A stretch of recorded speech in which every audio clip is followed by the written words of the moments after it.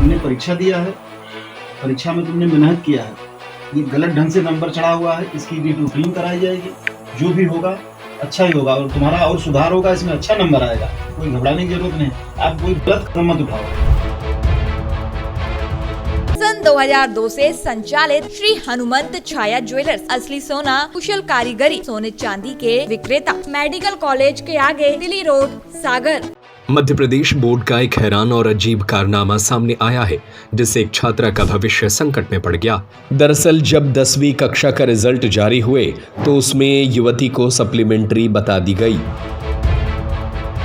नतीजा देखकर वो हैरान रह गई और डिप्रेशन का शिकार हो गई। लेकिन जब उसकी एक पेपर की रीचेकिंग करवाई गई तो उसमें 75 अंक मिले, जिससे अब वो फर्स्ट डिवीजन में पास हुई है। हैरान करने वाला ये मामला उज्जैन जिले के नागदा का है। किसी तरह अपनी बेटी को संभालने वाले माता पिता का कहना है कि वह अब मानहानि का नोटिस भेजेंगे। बता दें कि नागदा नगर में भारत कॉमर्स स्कूल में पढ़ने वाली छात्रा एकता यादव, जो 10वीं की छात्रा थी, उसने इस साल अपने फाइनल एग्जाम दिए। सोशल साइंस में सिर्फ 11 नंबर दिए गए।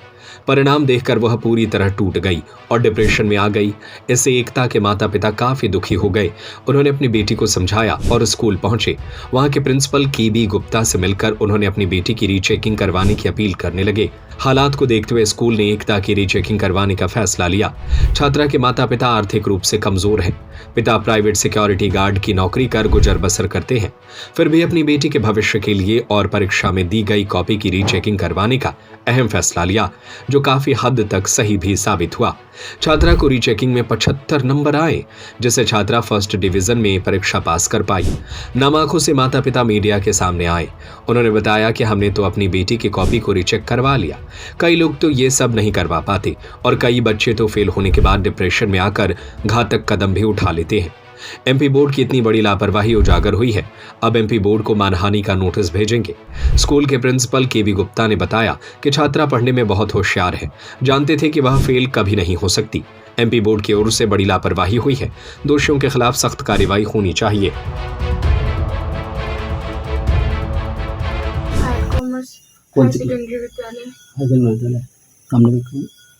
क्या क्या प्रॉब्लम हो रही थी आपकी एग्जाम का रिजल्ट आने में?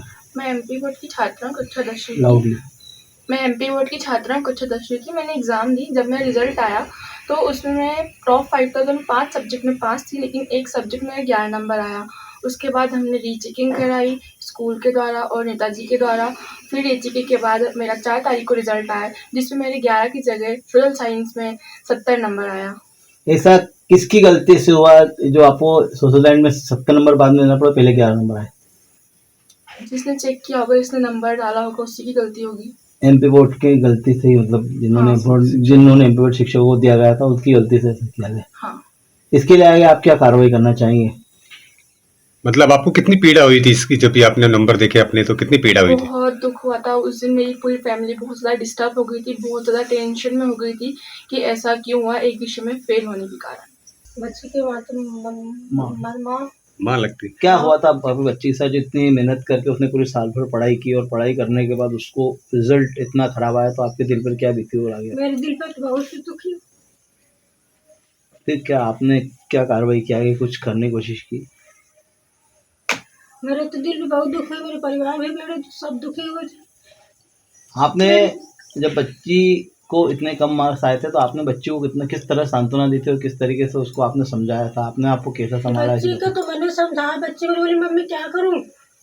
मैंने कहा बेटा कुछ मत करो, भगवान पर भरोसा करो, जो कुछ हो सब अच्छा होगा।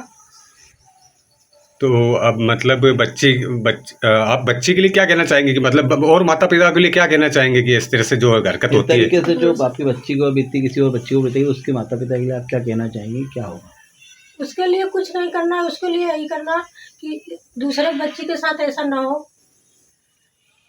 मेरी बच्ची दूसरा कदम उठा ले तो मैं क्या करती? मेरी बच्ची बहुत दुखी थी, मैं भी बहुत दुखी थी, सब परिवार मेरे बहुत दुखी थे। तो भोजन भी नहीं कोई खा, तो कहीं ना कहीं पूरे परिवार को आपके बहुत बड़ी ठेस लगी थी। हाँ, मैंने भोजन भी नहीं बनाया, मैंने आटा में पानी भी डाल दिया, बस मेरा आटा वैसे पड़ा था, मैंने कुछ भी नहीं किया। मेरी बच्ची का छोटी सी तब से आज तक मैंने सोचा नहीं मेरी बच्ची के साथ ऐसा होगा। ये बात पूरी सत्य है। एकता यादव नाम की बच्ची थी जो 10वीं में परीक्षा दी, उसकी 95 एवरेज आया है, किंतु सोशल साइंस में उसके 11 नंबर थे। जैसे ही मुझे जानकारी मिली मैंने तुरंत रीटोटलिंग के लिए आवेदन उसी दिन मैंने लगा दिया, उनको बिना पूछे लगाया बच्ची को, क्यों मुझे ज़्यादा दुख था क्यों बच्ची हमारी इंटेलिजेंट बच्ची का कुछ ऐसा हो, कुछ घटना घट जाए, इसके लिए भाई शर्म की बात है हमारे लिए।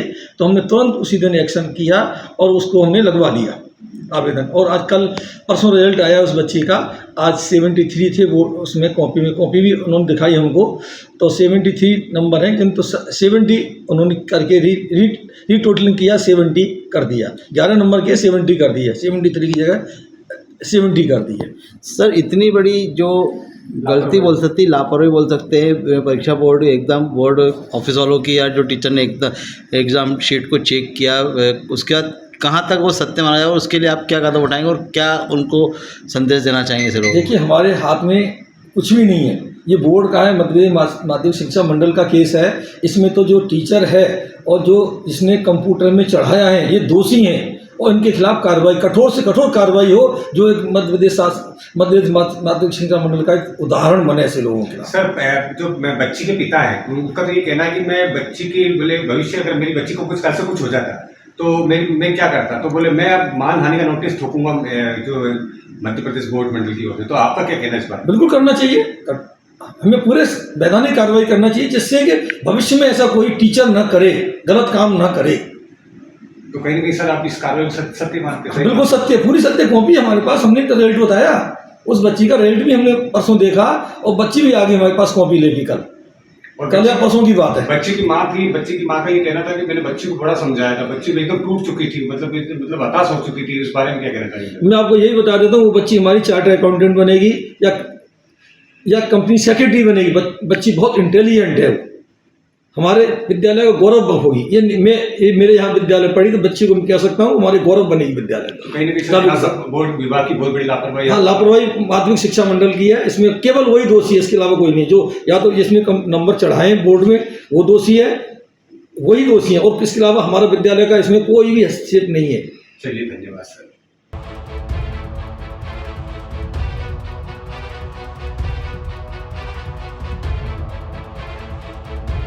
संजय शर्मा की रिपोर्ट। सन 2002 से संचालित श्री हनुमंत छाया ज्वेलर्स, असली सोना, कुशल कारीगरी, हसमुख स्वागत, सोने चांदी के आभूषणों के निर्माता, हार एवं चूड़ी, वेंदी, गर्दन, पायलों की हजारों वैरायटियां एवं चांदी की मूर्तियां और बर्तन, राशि रत्नों के विक्रेता।